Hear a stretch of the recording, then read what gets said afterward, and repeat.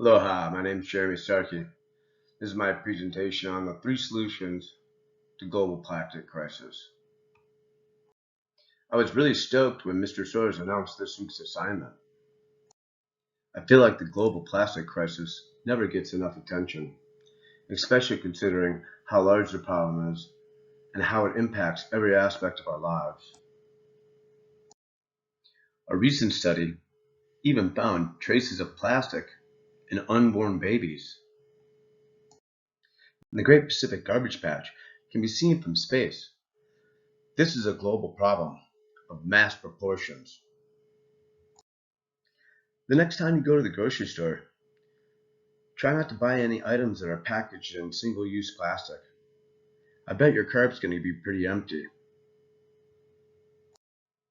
I found a short video that gives us all the statistics about how much plastic we produce every year.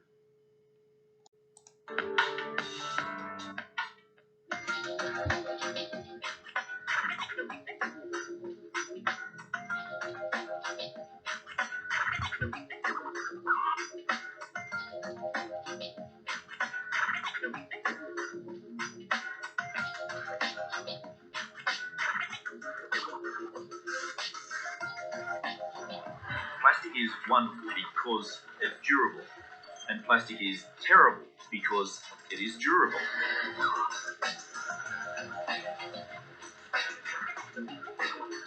Almost every piece of plastic ever made is still on the planet in some form or another.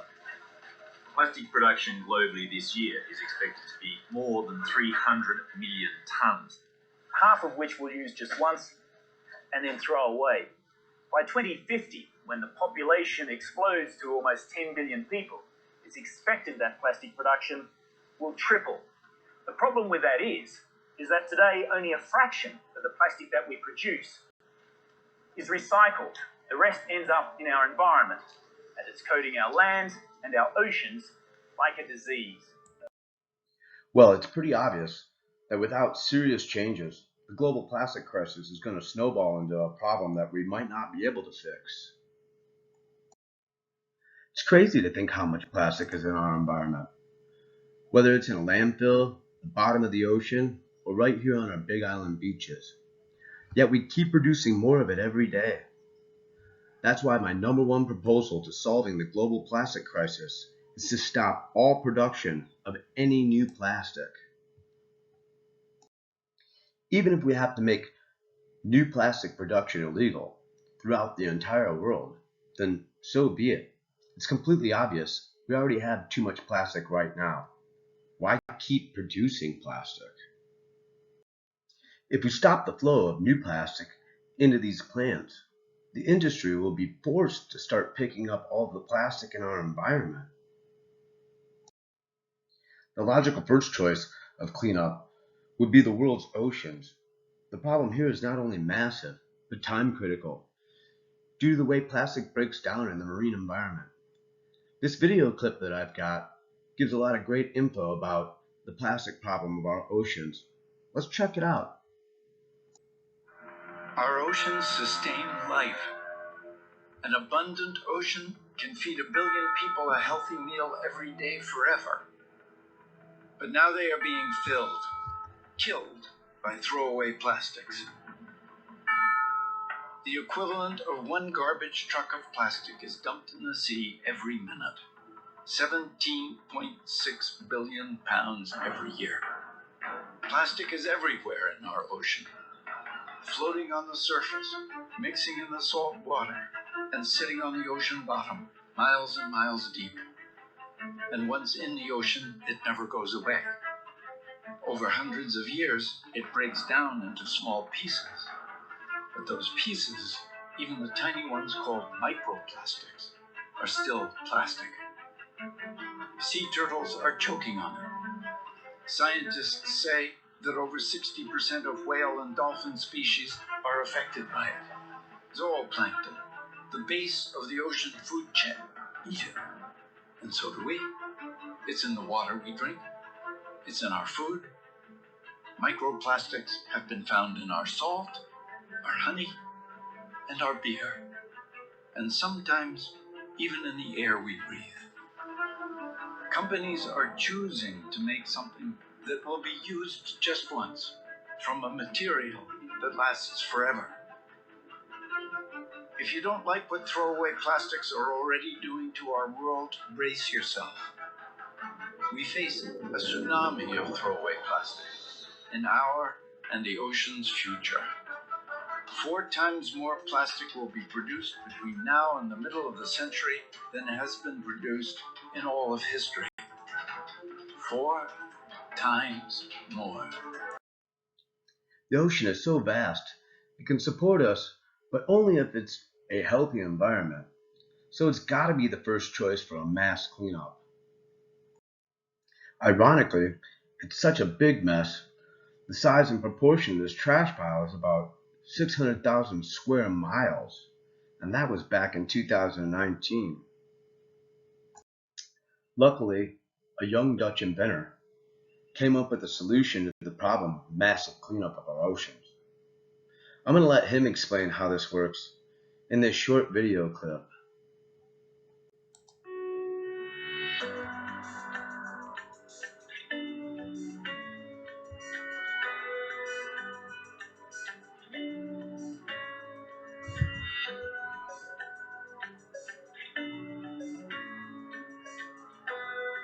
Went scuba diving in Greece and actually saw more plastic bags than fish around me, and I wondered, why can't we just clean this up?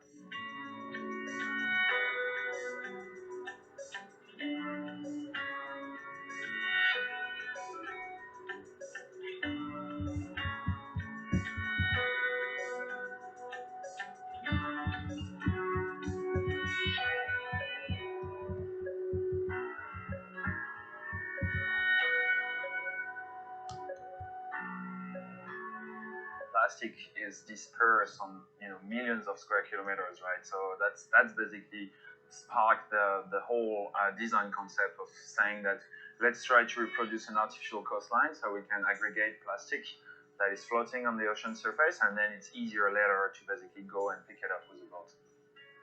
All of the information that we gather during this first year, we will feed back into our redesign and improve the plan, improve the product. And after we've established that, we will scale up quite quickly. We want to reduce the Great Pacific Garbage Patch by 50% in 5 years. For that, we need a whole fleet of systems. This first system is only a single one, but we expect this to clean up about 50 tons a year.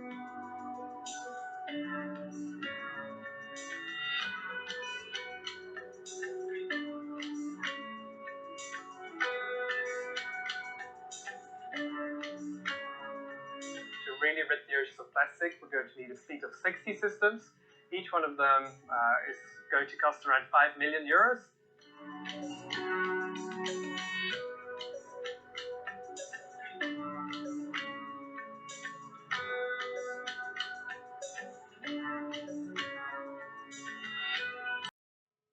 Wow, that really gives me some hope.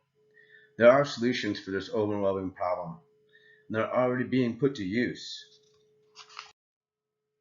So it all seems good. Cleaned it all up. Well, the truth is, we've only begun. What's going to happen when we have so many plastic bags and bottles again? Well, I hope one-time use plastic is outlawed by this point, so we start focusing on other more sustainable and useful items that we can produce with all this garbage plastic we're picking up. Lucky for us, there are other countries who have it worse than the US, and they've already been working on what I think will be a commonplace building material in the future. Let's watch this guy from Costa Rica demonstrate his brick design in this short video clip.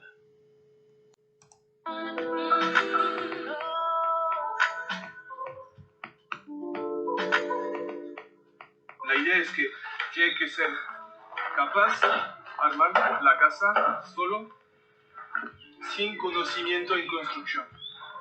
Es decir, que alguien que sabe que un martillo se usa así puede construir la casa. Este bloque como este es un sistema totalmente achimbrado. Usamos tanto cosas industriales que nos permite conocer la calidad del plástico que ponemos y lo mezclamos con basura, por decir, corriente. Por casa como esta hace unas 7 toneladas de plástico. Y así quitando cada vez más plástico del mar. Es un ecosistema que permite construir una casa y poder desarmar la casa y transportar la casa. Costa Rica dicen pura vida siempre. Es una herramienta de pura vida. Wow, that was amazing, and it looked really easy to use. I think 3D printing with recycled plastic will soon replace this old mold theory, making it even easier to create these building blocks. We know how durable plastic is. Bugs don't eat it, so it seems like an easy choice. Why not use recycled plastic to build our homes? Ending all new plastic production, making it illegal if we have to. Then cleaning up our environment, starting with all of our oceans and beaches. And recycling the trash plastic into building materials instead of one-time use plastic items. It's a really good start to ending this global plastic crisis. If you still don't think it's not that big of a problem, and you personally don't feel affected by it, I want you to watch this one last video that I found. You probably know that the food you eat and the water you drink contain microplastics, but do you know how much? New research from the Worldwide Fund for Nature and the University of Newcastle, Australia, suggests that humans consume roughly 2,000 pieces of microplastics, or 5 grams of plastic, a week. This is equivalent to eating a credit card a week. Microplastic particles are less than 5 millimeters in length and are approximately the size of a sesame seed. The study found that the number increases to 21 grams of plastic pieces a month, which is equivalent to the weight of a hanger or the amount of microplastics needed to fill half a rice bowl. Every 6 months, we consume 125 grams of plastic, which is enough plastic to fill an entire cereal bowl. According to the study, this turns into roughly 250 grams of microplastics in a year, or a dinner plate full of plastic. The study found that we consume approximately 20 kilograms of microplastics in our lifetime, or roughly the weight of 2 mobile recycling bins, according to Reuters.